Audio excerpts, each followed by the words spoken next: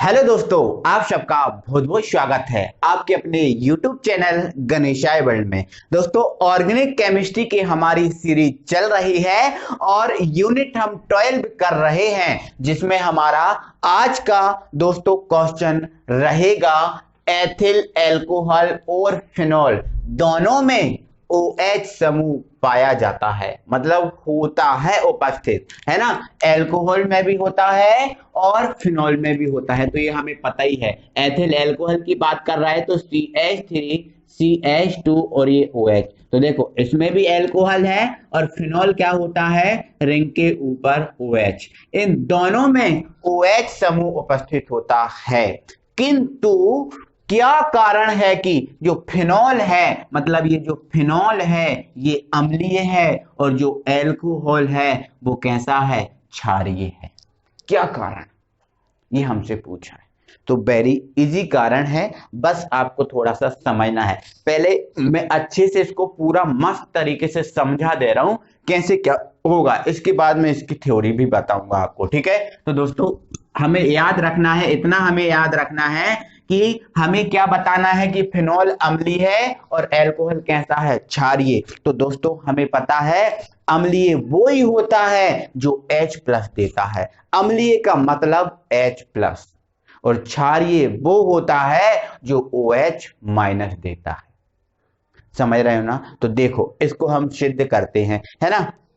तो दोस्तों, एक मीजोमेरिक वाला सिस्टम रहता है, धनात्मक मीजोमेरिक वाला सिस्टम रहता है, ये तो आपको पता है, ठीक है। धनात्मक मीजोमेरिक सिस्टम हम बता दिया था, एक क्लास और हमने लगाई थी क्लोरोबेंजीन की, उसमें हमने पढ़ा था, ठीक है। तो हमने उसमें क्या बताया था आपको कि मीजोमेरिक प्रभाव में क्या होता है, जो एकांकी इलेक्ट्रॉन युग्म होते हैं वो रिंग के चारों ओर घूमते हैं, रिंग के चारों ओर घूमते हैं। तो इसी प्रकार मेरे भाई जो फिनॉल होता है, ये आपको दिख रहा है ना, ये फिनॉल है, इस फिनॉल में भी मीजोमेरिक प्रभाव पाया जाता है। ये मैंने इस टाइप से बॉन्डिंग में लिख दिया, ठीक है। इस फिनॉल में भी मीजोमेरिक प्रभाव पाया जाता है, जिसके कारण क्या होता है, फिनॉल के जो एकांकी इलेक्ट्रॉन युग्म हैं वो रिंग के चारों ओर घूमते हैं। देखो, फिनॉल के संयोजकता कोष में कितने इलेक्ट्रॉन होते हैं, 6। 16वें परिवार का है, 10 हटा दो तो कितने बचे, 6। अब 6 में से एक बॉन्ड ये बना और एक बॉन्ड ये बना, तो इसके पास कितने इलेक्ट्रॉन बचे मेरे भाई, इसके पास 4 इलेक्ट्रॉन बचे, है ना। अब 4 इलेक्ट्रॉन बचे तो इसमें होता है मीजोमेरिक प्रभाव। कौन सा प्रभाव पाया जाता है, मीजोमेरिक। और जब मीजोमेरिक प्रभाव पाया जाएगा मेरे भाई, तो ये जो इलेक्ट्रॉन युग्म है वो निकल के कहां आएगा, यहां आएगा। जब ये इलेक्ट्रॉन युग्म निकल कर यहां आएगा तो मेरे भाई क्या होगा, देखो इस कंडीशन में क्या होगा, यहां पर जो है ना वो डबल बॉन्ड आ जाएगा, और जब यहां पर डबल बॉन्ड आएगा तो ये वाला निकल के इधर गया ना, तो यहाँ पे डबल बॉन्ड आ गया, क्योंकि 2 इलेक्ट्रॉन एक बॉन्ड बनाते हैं, तो एक बॉन्ड पहले से था और ये इलेक्ट्रॉन इधर आ गया तो एक बॉन्ड और बन गया, तो ये डबल बॉन्ड हो गया, ठीक है। अब O ने इलेक्ट्रॉनों का दान किया है, तो इस कंडीशन में O पे किया जाएगा प्लस, और ये इलेक्ट्रॉन युग्म बच जाएगा, है ना, और ये H बच जाएगा, ठीक है। तो मीजोमेरिक प्रभाव पाया जाता है, तो मीजोमेरिक प्रभाव के कारण ऐसा हुआ और मीजोमेरिक प्रभाव के कारण इस पर प्लस आया। देखो इस पर प्लस आ गया, इस पर प्लस आ गया, तो अब इसको इलेक्ट्रॉन की जरूरत है। OH के जो O परमाणु है उस पर क्या जाता है, धनावेश आ गया। अब धनावेश आ गया मतलब O को इलेक्ट्रॉन की जरूरत है, तो इलेक्ट्रॉन की जरूरत है तो O कहीं से इलेक्ट्रॉन की जुगाड़ करेगा। तो ऐसी कंडीशन में इसके पास और कोई नहीं दिखता, इसको ये दिखता है H बेचारा, H बेचारा दिखता है, तो ये क्या करता है, इस पर धावा बोलता है, बोलता है कि मुझे इलेक्ट्रॉन दो, मुझे इलेक्ट्रॉन दो, नहीं तो तुम्हारी फिर खैर नहीं, अगर नहीं इलेक्ट्रॉन मुझे दोगे। तो ऐसे में H क्या करता है, तो बोलता है कि ठीक है भाई तो ले लो।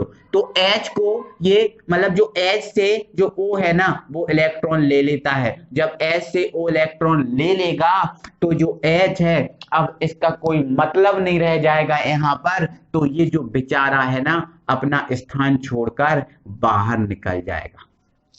अब बाहर निकल जाएगा मतलब H प्लस बाहर निकल गया, तो जिसमें H प्लस निकालने का गुण होता है मेरे भाई वो होता है अम्लीय, वो होता है अम्लीय। तो इसलिए कैसा होता है, अम्लीय होता है। मैं पूरी कहानी फिर से बता रहा हूं, एक बार समझ लो, है ना।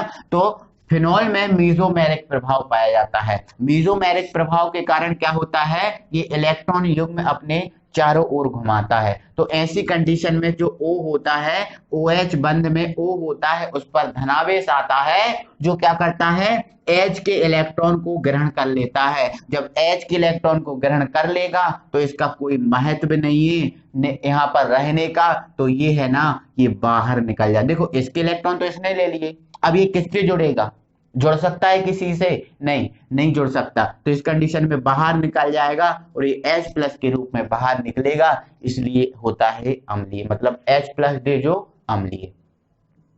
लेकिन मेरे भाई जो एल्कोहल होता है CH3OH होता है, इसमें कोई भी मीजोमेरिक प्रभाव नहीं पाया जाता, और मीजोमेरिक प्रभाव नहीं पाया जाता तो इस पर धनावेश नहीं आता, और इस पर धनावेश नहीं आता तो ये जो H के इलेक्ट्रॉन को O नहीं लेता, और H के इलेक्ट्रॉन को O नहीं लेगा तो H बाहर नहीं निकलेगा, H बाहर नहीं निकलेगा तो ये अम्लीय नहीं होगा, अम्लीय नहीं होगा, अम्लीय नहीं होगा क्योंकि H अकेला तो बाहर नहीं निकल रहा। लेकिन किसी कंडीशन में हमें पता है CH3 और OH ये आपस में जुड़ते हैं, तो जब इसका विखंडन होगा तो ये OH माइनस देगा, H प्लस को तो देगा नहीं केवल, क्योंकि O इससे इलेक्ट्रॉन ले नहीं रहा H से, जब O इलेक्ट्रॉन नहीं रहता तो H अकेला निकल नहीं सकता।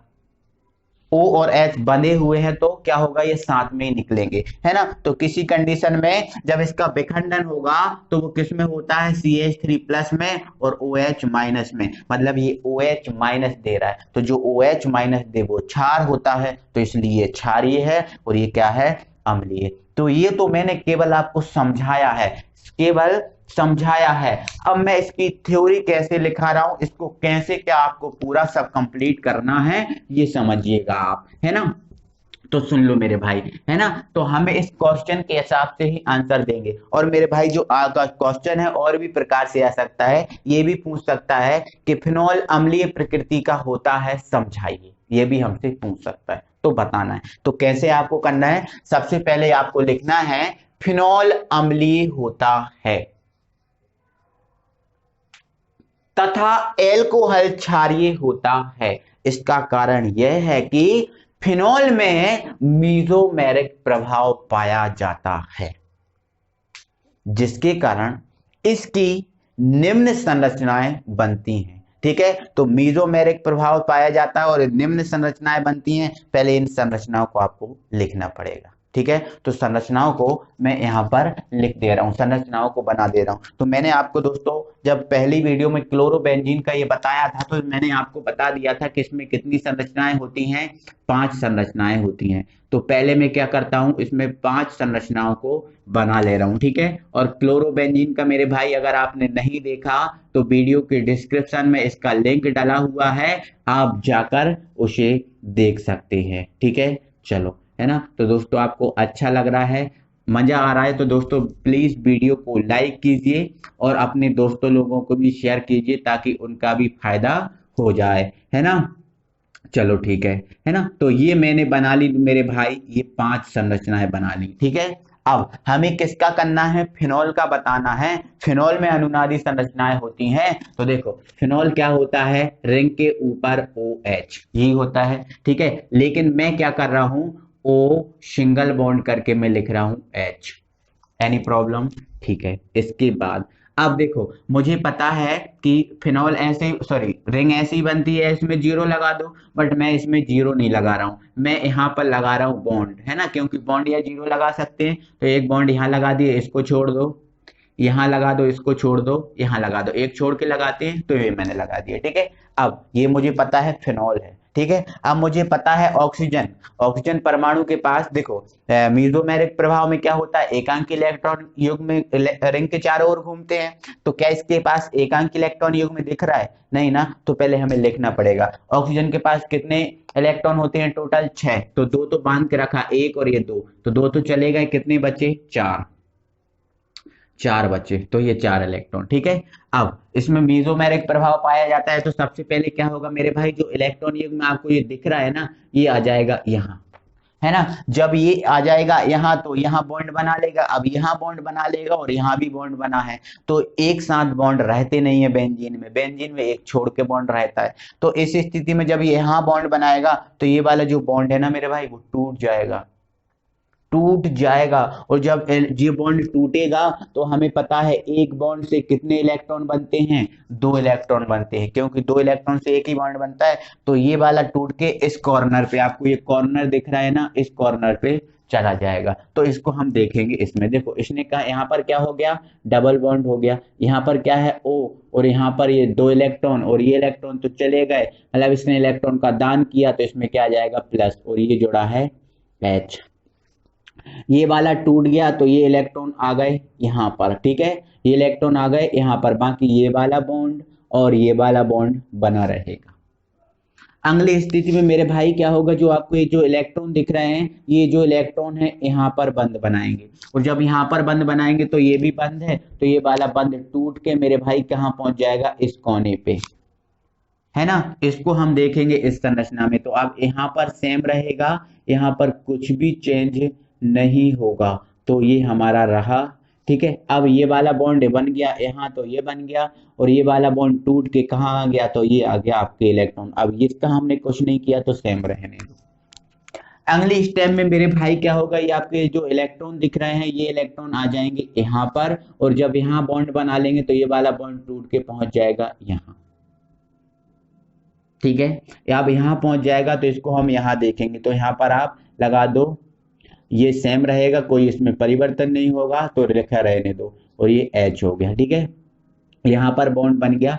अब ये वाला कहाँ बनाएगा बॉन्ड, तो देखो ये तो हमारा बॉन्ड बन ही गया, और ये वाला बॉन्ड कहाँ बनाएगा, यहाँ, तो ये बना दिया, है ना। और ये तो इलेक्ट्रॉन निकल के यहाँ चले गए, तो ये इलेक्ट्रॉन रहे। अगली स्टेप में मेरे भाई क्या होगा, ये जो इलेक्ट्रॉन है ये पहुंच जाएंगे यहाँ पर, यहाँ मतलब यहाँ पर बॉन्ड बनाएंगे, और जब यहाँ बॉन्ड बना लेंगे तो ये बॉन्ड बॉन्ड रह नहीं सकता, तो ये वाला टूट जाएगा और टूट के जाएगा अपनी जगह पे, टूट के जाएगा अपनी जगह पे। और जब अपनी जगह पे चला जाएगा तो ये डबल बॉन्ड है ना, वो किस में चेंज हो जाएगा, सिंगल में। तो ये रहा O और ये रहा H, और ये 2 इलेक्ट्रॉन ये, और ये वापस 2 इलेक्ट्रॉन फिर अपने स्थान पे आ जाएंगे। ठीक है। तो हमारा बॉन्ड एक यहाँ बन गया, एक यहाँ बन गया, और इसने कहाँ बनाया, यहाँ बनाया। समझ गए ना। मतलब मेरे भाई जब ये क्रिया कर रहा था तो क्या कर रहा था, क्रिया कर रहा था, तो अपने ऊपर क्या लेके आ रहा था, डबल बॉन्ड लेके आ रहा था ना। अब डबल बॉन्ड लेके आ रहा मतलब ऊपर क्या आ गया, प्लस आ गया ना। अब ऊपर प्लस आ गया तो वो क्या करेगा, वो इसको मतलब इससे इलेक्ट्रॉन मांगेगा, वो इससे इलेक्ट्रॉन मांगे कि ऊपर प्लस है ना, ऊपर प्लस है, इसको इलेक्ट्रॉन की जरूरत है, मतलब प्लस का मतलब है कि इसको इलेक्ट्रॉन की जरूरत है। ठीक है। तो ये H से इलेक्ट्रॉन मांगेगा, और H से इलेक्ट्रॉन मांगेगा तो S इसको इलेक्ट्रॉन दे देगा, और जब H इसको इलेक्ट्रॉन दे देगा तो फिर यहाँ जुड़े रहने का कोई मतलब ही नहीं है, ये जो बंद है ना वो टूट जाएगा, क्योंकि ये बंद के इलेक्ट्रॉन को तो कौन ले लेगा, O ले लेगा। तो H जो बंद टूट जाएगा, तो जो हमारा यहाँ से जो H है वो H प्लस के रूप में निकल जाएगा। H प्लस के रूप में क्यों निकल जाएगा, क्योंकि अपना जो इलेक्ट्रॉन था वो इसको देकर गया है, इसलिए H प्लस के रूप में बाहर निकल गया, और इसलिए कैसा होता है, अम्लीय होता है। ठीक है। तो मेरे भाई ये अनुनादी संरचनाएं हैं फिनॉल की, है ना। आपको मैंने उतनी थ्योरी बताई थी, उस थ्योरी के बाद ही आपको संरचनाएं बतानी है। अब इसके बाद आप इसका कारण बताएंगे, तो आप हेडिंग डालिए। तो मेरे भाई उपरोक्त संरचनाओं से हमें क्या चीज प्राप्त हो रही है, इसमें हमें ये चीज प्राप्त हो रही है कि फिनॉल में OH समूह, OH समूह में, फिनॉल में OH समूह के O पर, OH समूह के O पर धनावेश आ जाता है, जिससे ये O क्या करेगा, OH बंध का जो OH का जो बीच का बंध है, इस बंध को ये इलेक्ट्रॉन लेगा और बंध को इलेक्ट्रॉन लेकर H को कर देगा बाहर, इसलिए अम्लीय प्रकृति का होता है। तो इसकी थ्योरी स्क्रीन पर आ रही है, आप इसका स्क्रीनशॉट लेकर अपनी कॉपी में लिख लेना।